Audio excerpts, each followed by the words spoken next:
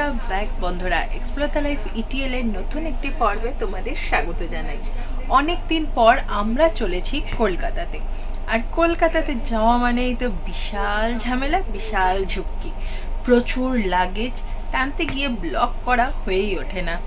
কিন্তু আমি চলে এসেছি ট্রেনের ব্লগ নিয়ে। আমরা আজকে পদাতিক এক্সপ্রেস ধরবো, মানে ধরে নিয়েছি, অলরেডি বসে আছি, টাইম হয়ে গেছে 5:40 ট্রেন ছাড়ার কথা, কিন্তু এখনো অবধি ট্রেন ছাড়েনি। ট্রেন লেট চলছে কারণ একটু আগে সরাইঘাট এক্সপ্রেস তিনি লেট করেছে এবং ধীরে সুস্থে আমাদের সামনে দিয়েই পাস করে গেছে, তাই তাকে জায়গা দিতে গিয়ে হয়ে গেছে আমাদের এই ট্রেনটি লেট। তো চলো দেখা যাক কতক্ষণে আমরা পৌঁছাই। সবটুকুই রইবে তোমাদের জন্য। ব্লগ যখন শুরু করেছি শেষ তো করতেই হবে। ট্রেন তো আজ ছাড়ার আগেই লেট, কিন্তু দূরের যাত্রার সব থেকে প্রয়োজনীয় জিনিসটা হলো ওয়াশরুম। তাই দেখে এলাম ওয়াশরুমটা মোটামুটি পরিষ্কারই আছে।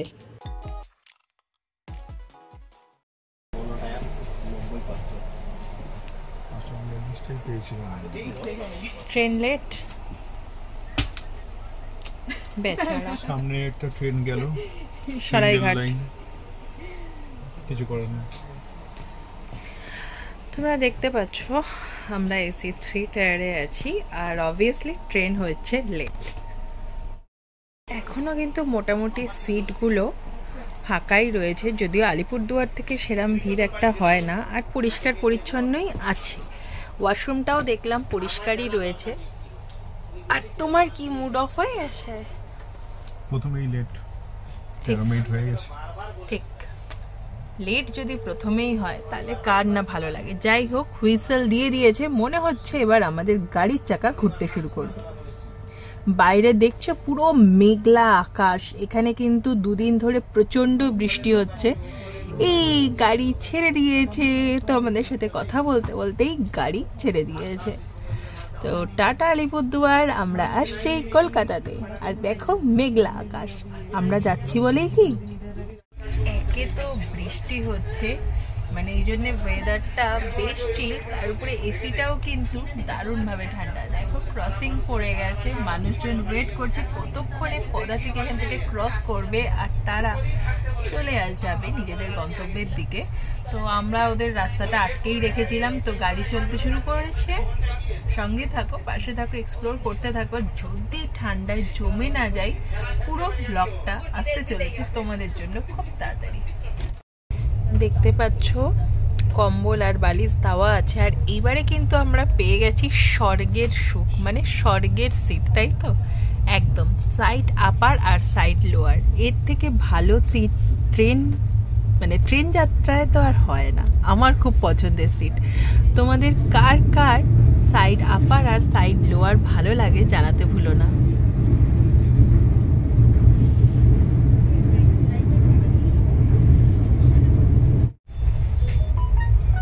চাদর দেওয়াও শুরু হয়ে গেছে। হ্যাঁ, অবশ্যই চাদরটা তাড়াতাড়ি দেওয়া দরকার, কারণ বেশ ঠান্ডা লাগছে।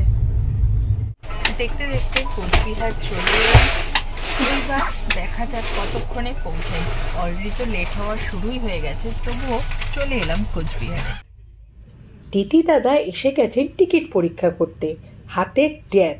এখন কিন্তু সব কিছুই অনলাইন বস, অনলাইন কার জামানা। হ্যাঁ, খাওয়ার জিনিসপত্র বেরিয়ে গেছে, ডেয়ারি মিল্ক, তার সাথে কিছু চিপস আর কোল্ড ড্রিঙ্ক।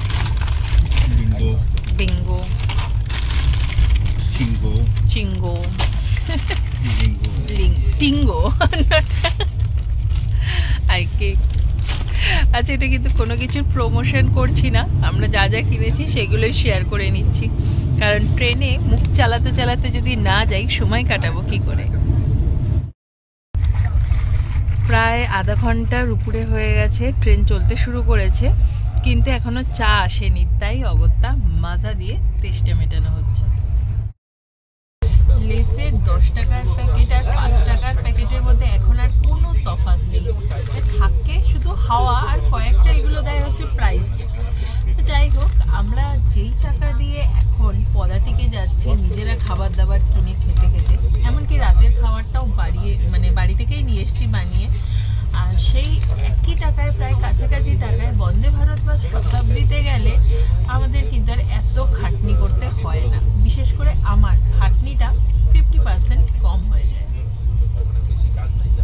না, যদিও একটা জিনিস চেঞ্জ, সেটা হচ্ছে আমাদের তৎকাল টিকিট তো 1450-400 টাকা বেশি, আর বন্দে ভারত শতাব্দীতে গেলে ওখানে 1500 টাকা পড়ে, যদিও ডাইনামিক আপ ডাউন করে। এটা হচ্ছে ডিফারেন্স। আর যেটা ডিফারেন্স হচ্ছে ওটা হচ্ছে এনজিপি থেকে এটা আলিপুরদুয়ার থেকে, তো একটা ডিস্টেন্স টাইমের ব্যাপার আছে। এটা আমাদের জন্য পদাতিকে সুবিধা, কিন্তু যারা এনজিপি থেকে যাতায়াত করে অবশ্যই তাদের জন্য সব দিক থেকে বন্দে ভারত বা শতাব্দীর সুবিধা বেস্ট। যদি চা কফি না পাওয়া যায় তাহলে কিন্তু একদম মজাটাই মাটি, তাই না? খবর পাওয়া গেছে, চা কফি বলছে সামনে, মশলা মুড়ি আসছে, এবার আমরা দেখুন কি হয়। চা কফি মশলা মুড়ি সব একসাথে এক এক করে নেব আর খেতেও থাকবো, তোমাদের সাথে মুহূর্তগুলো ভাগও করতে থাকবো। একটু আগে আমি ভিডিও করছিলাম আমার OnePlus দিয়ে, OnePlus কি 23 নোট না? হ্যাঁ 23 না, C3 নোট। আচ্ছা C3, হ্যাঁ C3 নোট এরকম একটা কিছু নামে, মোট কথা OnePlus এর ফোন দিয়ে। তার ভিডিও কোয়ালিটিটা দেখুন, এইটা হচ্ছে স্যামসাং FE S23 FE, আর একটু আগে ছিল ওই যে ওয়ান। তো এবার বলুন তো কোনটার পিকচার কোয়ালিটি ভালো? আমার তো এই কোয়ালিটিটা বেস্ট লাগে। কি করতে যে আমি কিনেছিলাম না ওই একখানা বিচ্ছিরি ফোন, টাকাটা পুরো। এই চলে এসেছে ঝালমুড়ি দাদা, তুমি করো।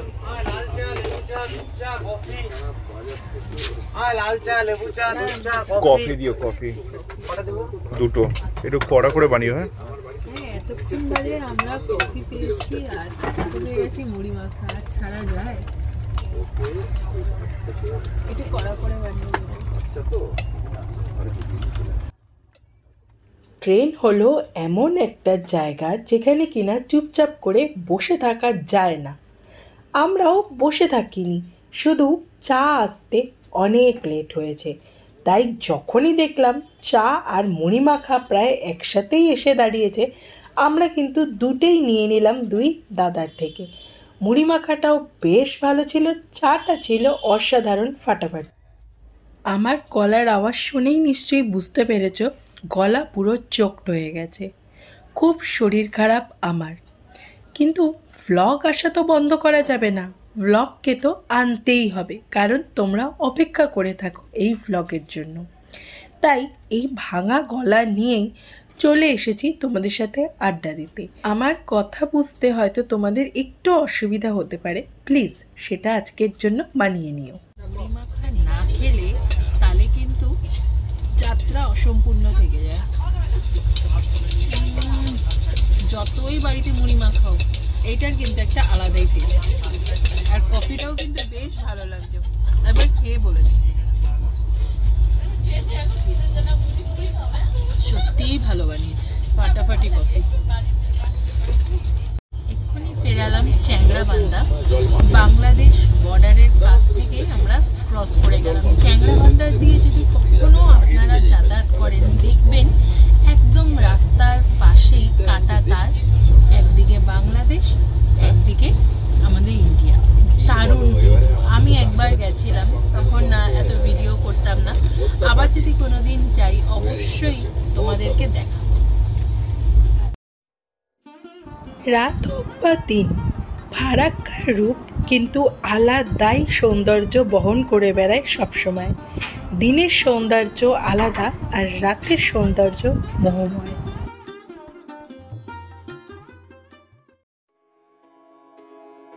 দেখতে দেখতে পৌঁছে গেলাম শিলিগুড়িতে।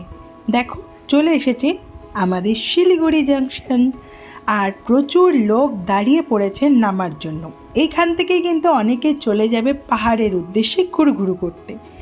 যদিও আমি একটা জিনিস দেখে খুব অবাক হলাম আর ভালোও লাগলো, এনজিপি চলে এলো, কিন্তু এখনও ওয়াশরুম দেখো, ওয়াশরুম কিন্তু বেশ চকাচক। যদিও আমাদের এই বগিটা পদাতিকের ছিল, সত্যি অসাধারণ। দেখতেই পাচ্ছ তোমরা, পরিষ্কার জিনিস, কিন্তু দেখতে ভালো লাগে আর ইউজ করতেও অবশ্যই ভালো লাগে। বাইরে দেখতে পেলাম বন্দে ভারত, আরে পাটনা বন্দে ভারত, তো ছুটে চলে গেলাম তার কয়েকটা ক্লিপ ভিডিও করে নিতে, অবশ্যই তোমাদের সাথে শেয়ার করার জন্য। দারুণ কিন্তু এই ট্রেনটা, বেশ অন্যরকম, কিউট দেখতে। ইচ্ছা আছে একদিন এইটা করে পাটনায় যাব, সেই ব্লগও কিন্তু থাকবে তোমাদের জন্য।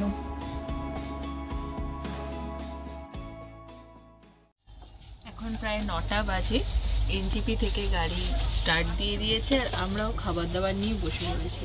আজকে ডিনারে রয়েছে চিলি চিকেন আর পোলাও, আমি বানিয়ে এনেছি। খাওয়া দাওয়া কমপ্লিট, আর দেখো এখানে ফায়ার অ্যালার্মও কিন্তু রয়েছে। আমাদের রেল মানে আমাদের ট্রেন কিন্তু অনেক উন্নত হয়ে যাচ্ছে। বিছানাও আমার রেডি, শুধু এইটাকে সুন্দর করে গুছিয়ে রাখার দায়িত্ব আমাদের, যাতে এই রেলের সম্পত্তি নষ্ট না হয় সেটা কিন্তু আমাদেরকেই দেখতে হবে। রাত হয়ে গেছে বস, এবার একটু শুয়ে নেব, কিন্তু চোখের পলক ফেলতে না ফেলতেই হয়ে গেল সকাল। ঘুমটা কিন্তু দারুণ হয়েছিল, একেবারে শিয়ালদা আসার 15-20 মিনিট আগে ঘুমটা ভেঙে গেছিল। যদিও আমার নিজে থেকে আজকে ঘুম ভাঙেনি, এটাই আশ্চর্য। তোমাদের বন্ধু সঞ্জীব আমাকে ডেকে দিয়েছিল। সিসিটিভি ক্যামেরাও কিন্তু আমি নতুন দেখলাম ট্রেনে অ্যাড করা হয়েছে।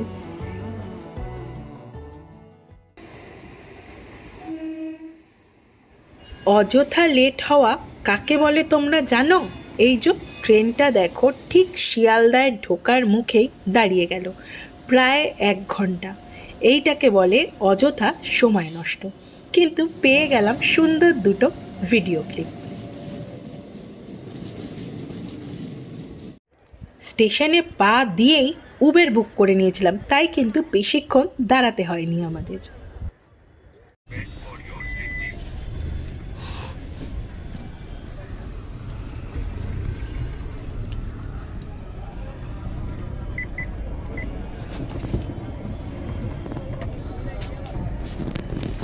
আলটিমেটলি শিয়ালদায় চলে এসেছি। ট্রেনটা বেকার লেট হলো, প্রায় 20 মিনিট না, 1.25 ঘন্টা, প্রায় 1.25 ঘন্টা মতো সিগন্যাল না পেয়ে দাঁড়িয়েছিল ঠিক শিয়ালদার আগেই। যাই হোক, চলে এসেছি, গাড়িও পেয়ে গেছি, এইবার চলে যাব বাড়িতে। তো ব্লগটা কেমন লাগলো, তোমাদের কোনো এই ব্লগের দ্বারা হেল্প হলো কি না সেটা জানাতে ভুলো না। ভালো লাগলে লাইক, কমেন্ট, শেয়ার করো আর সাবস্ক্রাইব করো আমাদের চ্যানেল এক্সপ্লোর দ্য লাইফ ইটিএনকে। সঙ্গে থাকো, পাশে থাকো, এক্সপ্লোর করতে থাকো। যদি আমাদের চ্যানেলে নতুন হও, প্লিজ সাবস্ক্রাইব না করে যেও না। তোমরা সাবস্ক্রাইব করলে তবেই কিন্তু আমরা এগিয়ে যাওয়ার সাহসটা পাই। তো সঙ্গে থাকো, পাশে থাকো, এক্সপ্লোর করতে থাকো। ওই দূরে দেখা যাচ্ছে শিয়ালদা মেট্রো। যদিও হাওড়া বা শিয়ালদা কোনো মেট্রোতেই আমাদের ওঠা হয়নি, কিন্তু চেষ্টা করব একদিন জাস্ট ঘোরার জন্য এখানে আসতে। আর দেখতে পাচ্ছ তোমরা, মানে শিয়ালদা কিন্তু এখন এয়ারপোর্টের থেকে কম কিছু নয়। ওইদিকে স্মার্ট, এদিকে ফ্যাশন সিটি, বাজার কলকাতা, খাদিমস, ভেতরে আছে কুকমি, বাজার কলকাতা, সেনকো, সব কিছু। কিন্তু এই জিনিসগুলোকে মেনটেন করার দায়িত্ব কিন্তু আমাদের। আমরা নিজেরাই যদি জায়গাটাকে অপরিষ্কার করে রাখি, তাহলে কিন্তু কোনো মানে সুরাহা হবে না, যা ছিল সেটাই থেকে যাবে। তো পরিষ্কার তো আমাদেরই করে রাখতে হবে। কিন্তু আমাদের কিন্তু খুব ভালো লাগছে চোখের সামনে আস্তে আস্তে এই শিয়ালদা স্টেশনটাকে পাল্টে যেতে দেখি। বন্ধুরা, কেমন লাগলো তোমাদের আজকের ব্লগ জানাতে ভুলো না। কলকাতা সফরের আরও ব্লগ কিন্তু আসতে চলেছে, তাই আমাদের সঙ্গে থেকো, পাশে থেকো আর এক্সপ্লোর করতে থাকো। যারা নতুন এসেছো তারা অবশ্যই সাবস্ক্রাইব করো চ্যানেলটাকে। আজকের মতো এইখানেই, দেখা হবে পরবর্তী ভিডিওতে। আর বেল বাটনটা প্রেস করতে ভুলো না ঝটপট নোটিফিকেশন পাওয়ার জন্য। মেঘলা দিনে একলা ঘরে থাকে না তো মন, কাছে যাব কবে পাবো ওগো তোমার নিমন্ত্রণ।